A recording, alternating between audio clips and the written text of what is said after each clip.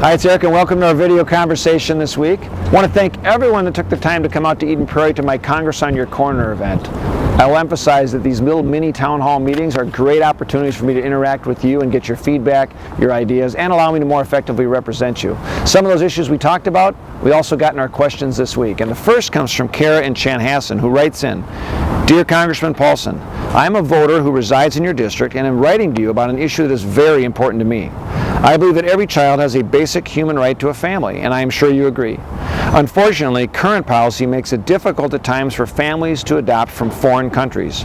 Making the adoption process more straightforward and transparent for American families choosing to adopt overseas is critical. Sincerely, Kara."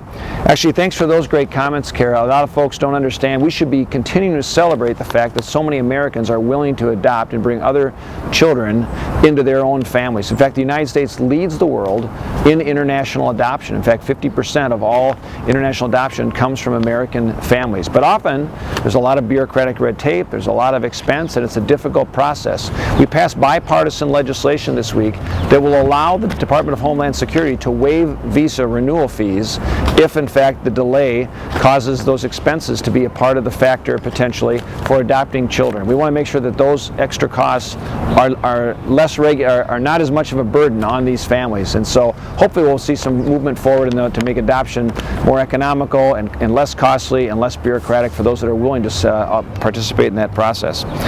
Next up is an email from Joyce in Bloomington, who writes in, "Representative Paulsen, as a blessed nation, I strongly believe that the United States must continue to help respond to humanitarian crises like religious persecution. We must provide assistance and safety to those fleeing violence based on their preferred religion. We cannot turn our backs on the millions of religious minorities throughout the world. Please do all you can to help. Thank you, Joyce." Actually, Joyce, the ability to worship freely, regardless of your religion, is a tenet of one of the best American principles that we've had since the founding of our country. And religious persecution happens around the country. We also passed some bipartisan legislation that reauthorizes a very special commission that was set up in the 1990s.